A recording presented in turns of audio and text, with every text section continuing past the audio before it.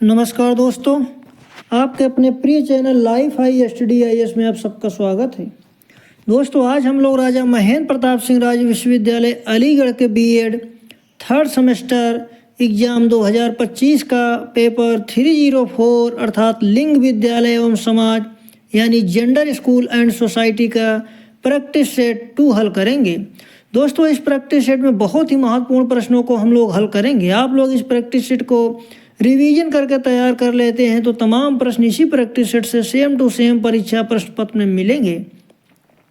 दोस्तों, प्रश्नों पर आने से पहले एक रिक्वेस्ट है, चैनल को भी सब्सक्राइब नहीं किए हैं तो प्लीज़ चैनल को सब्सक्राइब जरूर करें और वीडियो को अपने मित्रों तक शेयर करें ताकि ज़्यादा से ज़्यादा छात्र छात्राओं को लाभ मिल सके।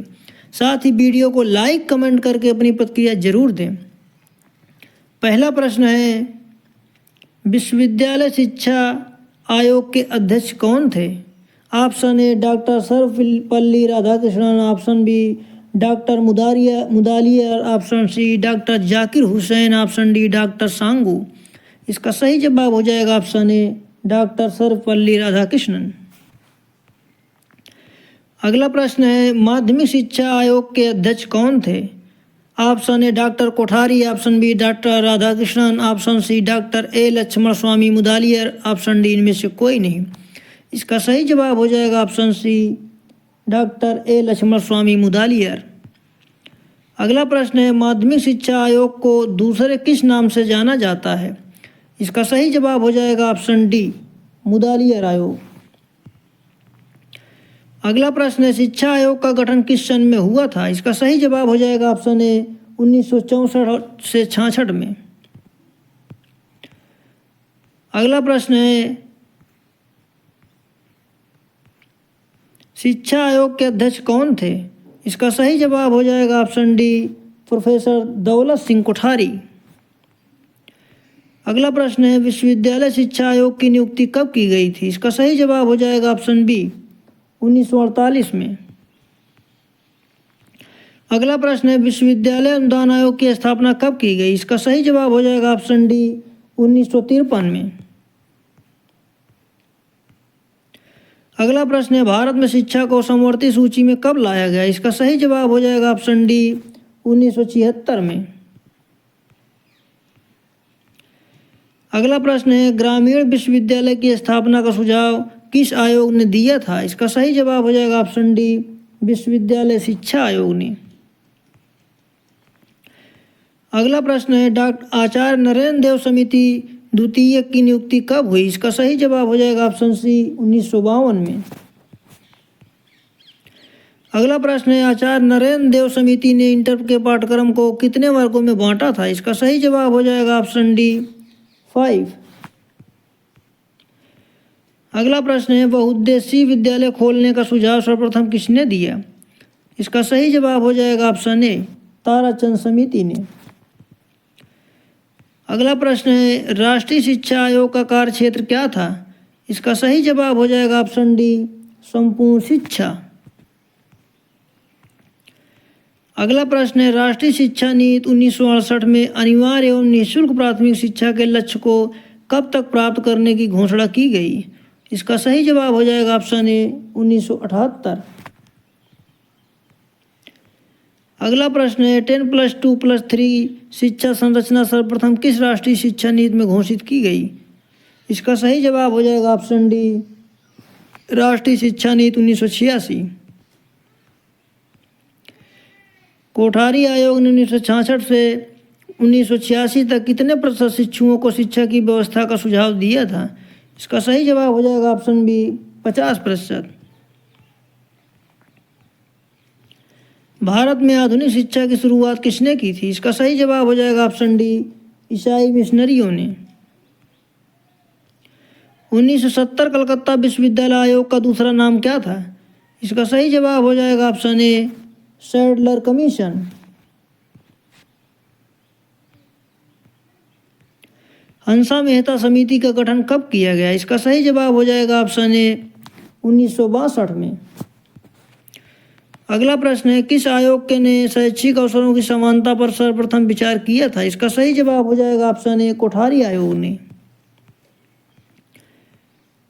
अगला प्रश्न है, राधा कृष्णन आयोग ने किस स्नातक स्तर के कोर्स को अधिक वरीयता दी? इसका सही जवाब हो जाएगा option A honours course, option B व्यवसायिक कोर्स, ऑप्शन सी ए तथा बी दोनों। इसका सही जवाब हो जाएगा ऑप्शन सी ए तथा बी दोनों।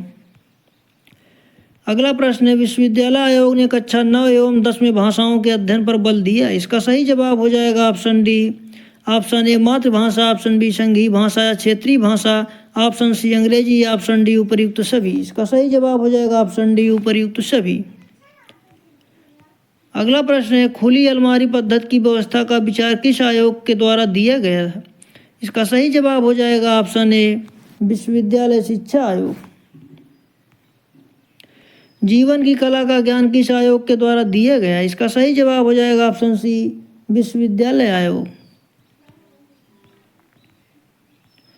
शिक्षा में विकास तथा पुनर्निर्माण उस समय तक लाभकारी नहीं है जब तक विश्वविद्यालयों में अनुशासनहीनता है। किस आयोग ने कहा है? इसका सही जवाब हो जाएगा option A Mudaliar commission. Doctor B R. Ambedkar विश्वविद्यालय की स्थापना किस सन में हुई थी? इसका सही जवाब हो जाएगा ऑप्शन ए 1927। मुदालियर कमीशन का कौन सा कार्य क्षेत्र था? इसका सही जवाब हो जाएगा ऑप्शन सी माध्यमिक शिक्षा। अगला प्रश्न है, मुदालियर आयोग ने पाठ्यक्रम का कितने वर्गों में विभाजन किया? इसका सही जवाब हो जाएगा ऑप्शन डी 7 वर्ग। अगला प्रश्न है, बहुउद्देशीय विद्यालय खोलने का सुझाव किस आयोग के द्वारा दिया गया? इसका सही जवाब हो जाएगा ऑप्शन बी माध्यमिक शिक्षा आयोग।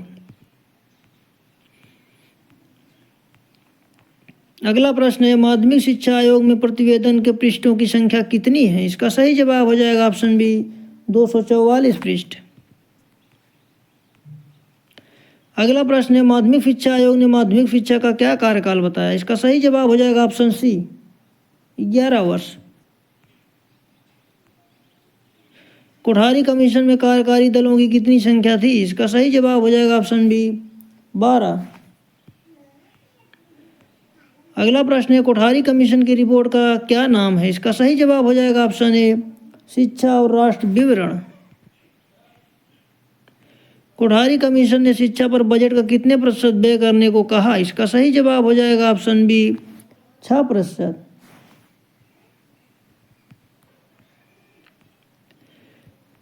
स्टैट्यूटरी काउंसिल ऑफ एजुकेशन की सिफारिश किस आयोग के द्वारा की गई? इसका सही जवाब हो जाएगा ऑप्शन ए कोठारी आयोग। अगला प्रश्न है, माध्यमिक शिक्षा आयोग को किस नाम से जाना जाता है? इसका सही जवाब हो जाएगा ऑप्शन ए मुदालियर आयोग। माध्यमिक शिक्षा आयोग की स्थापना कब की गई थी? इसका सही जवाब हो जाएगा ऑप्शन डी 23 सितंबर 1952। अगला प्रश्न है, राष्ट्रीय शिक्षा आयोग में अध्यक्ष सहित सदस्यों की संख्या बताइए। इसका सही जवाब हो जाएगा ऑप्शन ए 17।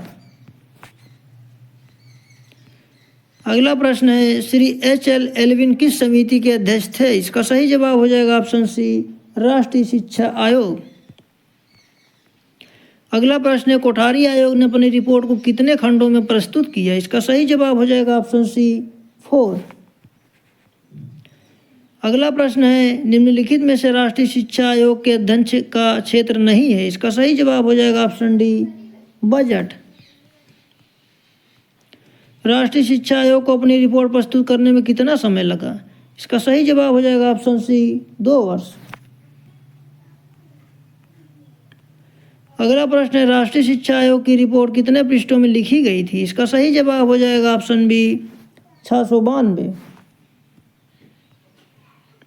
अगला प्रश्न है, कोठारी आयोग की नियुक्ति का मुख्य उद्देश्य नहीं है। इसका सही जवाब हो जाएगा ऑप्शन डी विद्यालयों में नामांकन में वृद्धि करना। अगला प्रश्न है, यह कथन किसका है? मेरी यह हार्दिक इच्छा है कि आयोग के सभी पक्षों प्राथमिक माध्यमिक विश्वविद्यालय और तकनीकी की जांच करें और ऐसे सुझाव दें जिससे हमारी शिक्षा व्यवस्था को अपने सभी स्तरों पर उन्नत करने में सहायता मिले। इसका सही जवाब हो जाएगा option A doctor S Radhakrishnan. यह कथन किस समिति का उद्घोष है? देश का भविष्य उसकी कक्षाओं में निर्मित हो रहा है। इसका सही जवाब हो जाएगा ऑप्शन डी राष्ट्रीय शिक्षा आयोग। पंचसूत्री कार्यक्रम का सुझाव किस आयोग में दिया गया था? इसका सही जवाब हो जाएगा ऑप्शन सी, कोठारी आयोग। समान विद्यालयों से क्या तात्पर्य है? इसका सही जवाब हो जाएगा ऑप्शन सी, जहां धर्म, जात, वर्ग भेद के विचार के बिना निःशुल्क शिक्षा दी जाती है। इसका सही जवाब हो जाएगा ऑप्शन सी। अगला प्रश्न है, 6 से 14 वर्ष तक के बच्चों के लिए निःशुल्क तथा अनिवार्य शिक्षा का सुझाव सर्वप्रथम किस आयोग में दिया गया था? इसका सही जवाब हो जाएगा ऑप्शन ए, राष्ट्रीय शिक्षा आयोग। अगला प्रश्न है, यह कथन किसका है? आधुनिक युग नियमपूर्ण है। यदि कोई भी प्रजात पर शिक्षित बौद्धिक वर्ग का महत्व नहीं समझती तो वह पतित हो जाएगी। इसका सही जवाब हो जाएगा ऑप्शन डी, व्हाइट मैन। दोस्तों, आप लोगों से एक रिक्वेस्ट है, चैनल को अभी सब्सक्राइब नहीं किए हैं तो प्लीज़ चैनल को सब्सक्राइब जरूर करें। दोस्तों, चैनल को सब्सक्राइब करने में कोई खर्च नहीं लगता, लेकिन हमारा मोटिवेशन जरूर होता है। इसलिए प्लीज़ चैनल को सब्सक्राइब जरूर करें और वीडियो को अपने मित्रों तक शेयर करें। साथ ही लाइक कमेंट करके अपनी प्रतिक्रिया जरूर दें। अगला प्रश्न है, केंद्रीय बजट में सत्र 1965-66 में शिक्षा पर कितना व्यय किया गया था? इसका सही जवाब हो जाएगा ऑप्शन बी, 2%। अगला प्रश्न है, राष्ट्रीय शिक्षा आयोग में किस स्तर की शिक्षा का व्यवसायीकरण करने को कहा गया? इसका सही जवाब हो जाएगा ऑप्शन बी, माध्यमिक शिक्षा। त्रिभाषा सूत्र फार्मूला सर्वप्रथम कब प्रतिपादित किया गया था? इसका सही जवाब हो जाएगा ऑप्शन बी, 1956 में। त्रिभाषा सूत्र फार्मूला किसके द्वारा प्रतिपादित किया गया था? इसका सही जवाब हो जाएगा ऑप्शन सी, केंद्रीय शिक्षा सलाहकार बोर्ड। अगला प्रश्न है, त्रिभाषा सूत्र फार्मूले को कब स्वीकार किया गया था? इसका सही जवाब हो जाएगा ऑप्शन डी, 1968। अगला प्रश्न है, कोठारी आयोग ने त्रिभाषा सूत्र में संशोधन करके निम्न में से किन भाषाओं को सम्मिलित करने पर जोर दिया? इसका सही जवाब हो जाएगा ऑप्शन ए, मातृभाषा, राजभाषा, भारतीय भाषा या यूरोपीय भाषा। अगला प्रश्न है, ब्यूरो ऑफ गाइडेंस को किस स्तर की शिक्षा के निरीक्षण का अधिकार दिया जाना चाहिए? इसका सही जवाब हो जाएगा ऑप्शन डी, माध्यमिक शिक्षा। अगला प्रश्न है, किस स्तर के विद्यार्थियों के लिए शैक्षिक तथा व्यावसायिक निर्देशन का सुझाव दिया गया है? इसका सही जवाब हो जाएगा ऑप्शन बी, माध्यमिक शिक्षा। भारतीय शिक्षा आयोग ने निम्न प्राथमिक में एक कक्षा में अधिकतम कितने विद्यार्थियों को सम्मिलित करने का सुझाव दिया है? इसका सही जवाब हो जाएगा ऑप्शन बी, 50। अगला प्रश्न है, स्त्री शिक्षा की राष्ट्रीय समिति को अन्य किस नाम से संबोधित किया जाता है? इसका सही जवाब हो जाएगा ऑप्शन ए, श्रीमती हंसा मेहता समिति।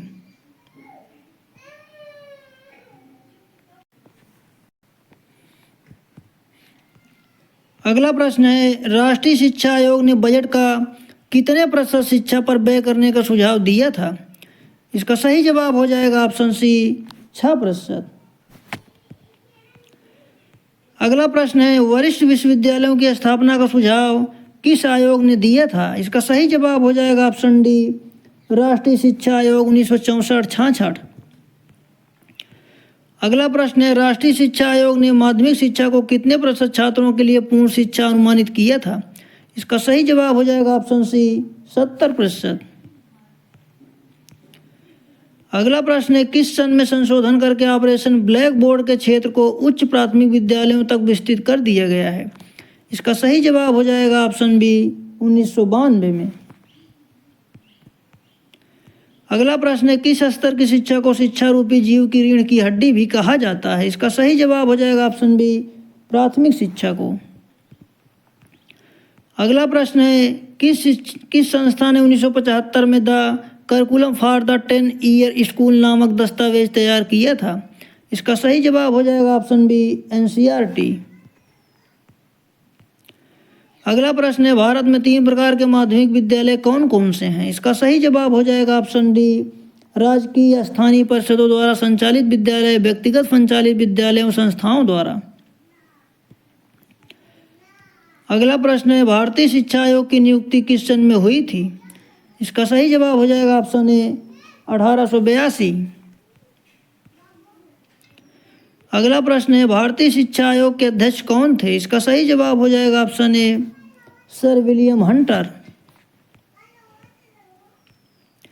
संविधान के किस अनुच्छेद में 6 से 14 वर्ष के बालक बालिकाओं को अनिवार्य व निःशुल्क शिक्षा का प्रावधान किया गया है? इसका सही जवाब हो जाएगा ऑप्शन बी 45। संविधान के किस अनुच्छेद में मातृभाषा में शिक्षा सुविधाएं उपलब्ध कराने का प्रावधान है? इसका सही जवाब हो जाएगा ऑप्शन सी 350 ए। अगला प्रश्न है विश्वविद्यालय शिक्षा आयोग का गठन कब हुआ था? इसका सही जवाब हो जाएगा ऑप्शन डी 1948-49। विश्वविद्यालय शिक्षा आयोग के अध्यक्ष कौन थे? इसका सही जवाब हो जाएगा option A doctor Sarvepalli Radhakrishnan. शिक्षा आयोग को दूसरे किस नाम से जाना जाता है? इसका सही जवाब हो जाएगा ऑप्शन सी कोठारी आयोग। माध्यमिक शिक्षा आयोग के अध्यक्ष कौन थे? इसका सही जवाब हो जाएगा option B doctor A Lakshman Swami Mudaliar. अगला प्रश्न है मुदालियर कमीशन ने माध्यमिक स्तर की पाठ्यचर्या में कितने विषय रखे थे? इसका सही जवाब हो जाएगा ऑप्शन ए 8।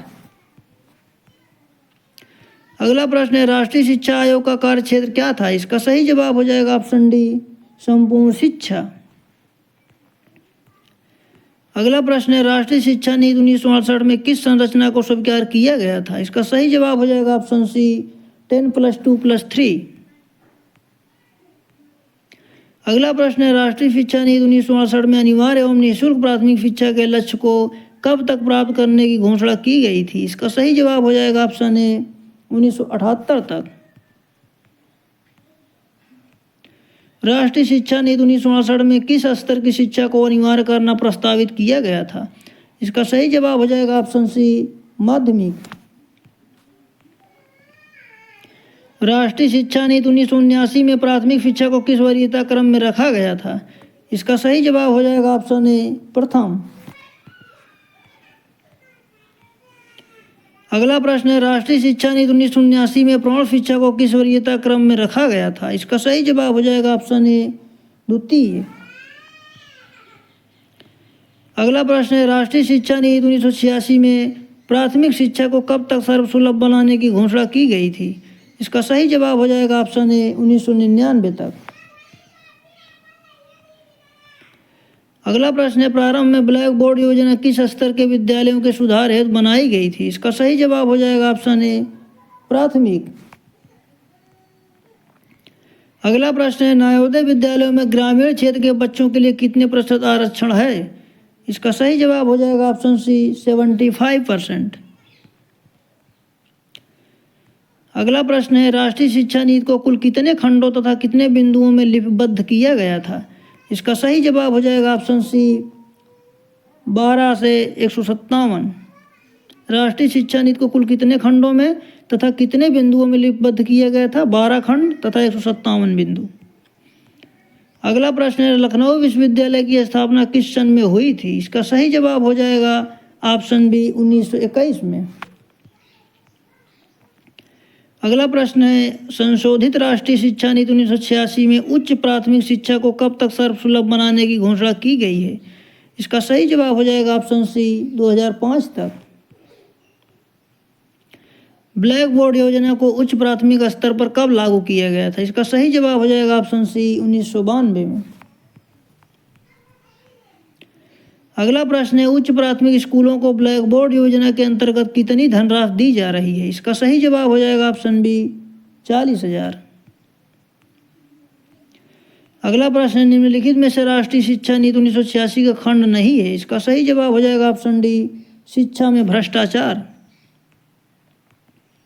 राष्ट्रीय शिक्षा नीति 1986 के अनुसार प्राथमिक शिक्षा कितने प्रतिशत बच्चों को उपलब्ध है? इसका सही जवाब हो जाएगा ऑप्शन सी 90%। वह प्रणाली जिसके आधार पर पूरे राष्ट्र की शैक्षिक गतिविधियों का संचालन होता है वह शिक्षा की कहलाती है। इसका सही जवाब हो जाएगा ऑप्शन ए राष्ट्रीय प्रणाली।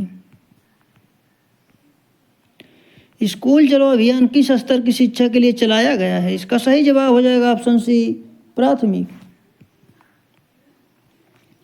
प्रथम नवोदय विद्यालय किन राज्यों में खोले गए हैं? इसका सही जवाब हो जाएगा ऑप्शन सी हरियाणा महाराष्ट्र।